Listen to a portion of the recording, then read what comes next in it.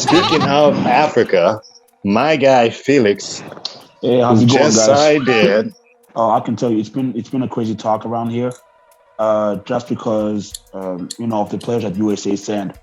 But talking to people here, I was trying to tell them that you know, I understand it's a big deal, but it's also not a big deal at the same time because of the circumstance of everything that's been going on in basketball for the last couple of years.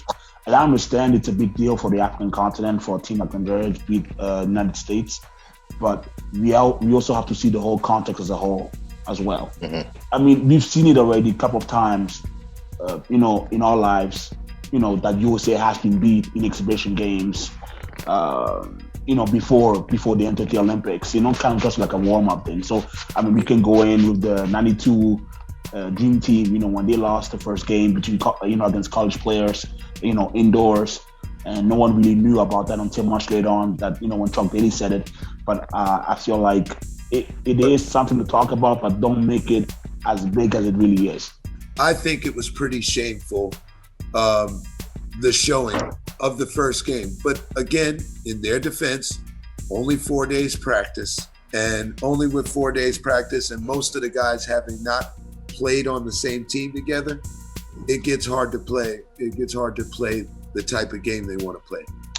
I'm But just just the wondering, NBA. Are we making excuses for the highest paid basketball players in the world? Yeah, we are from an athlete's perspective. From an athlete's perspective, just being honest here, right? Think about it. You land in a country, right? This any basketball situation. With you being an ex pro athlete, you should know this. You land in a country. You just met these five guys. They say, okay, Carr, you're on the starting five, right? You don't Right. even know the plays, right? You just got there 1 week, so you might have one practice and one shoot around. Now you got to run the game off instinct, right? So, and perhaps the Nigerian team has been playing a lot together, right, leading up to this.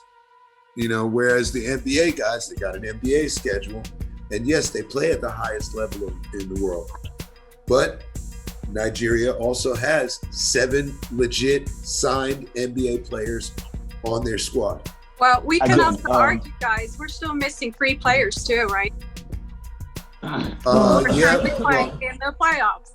I don't think any one of them were selected this year, and a couple of players that were selected declined. I mean, you see, there's no Steph Curry on the list. Yeah. There's no LeBron James on the list. No Kyrie on the list. I mean, So you're telling me that the premier team of the whole NBA, missing 3 guys, highest paid athletes, cannot pull it together to beat a team? No, sir, they cannot.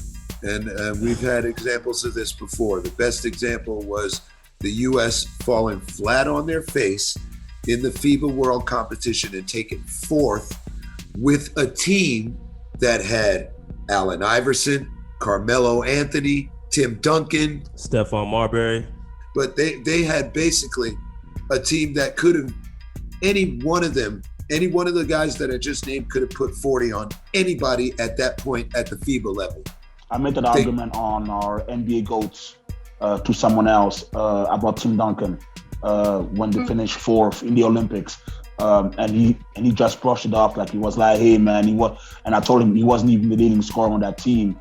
And that year, supposedly he was playing on an MVP level. So that's why, yes, I understand that USA lost to Nigeria, but you also have to understand that Nigeria is not a bad basketball nation. They've been producing basketball players, for the last, good 20 to 30 years. So it's not surprising seeing them in, on the NCAA level, maybe not so much in the NBA, but in Europe circuits or even Asia as well. So, well, the FIBA circuit in general, has a lot of representative countries that are not lay down countries. I mean, a lot of them. I mean, and some of them we're going to start to recognize even more and more out of the whole continent of Africa in general.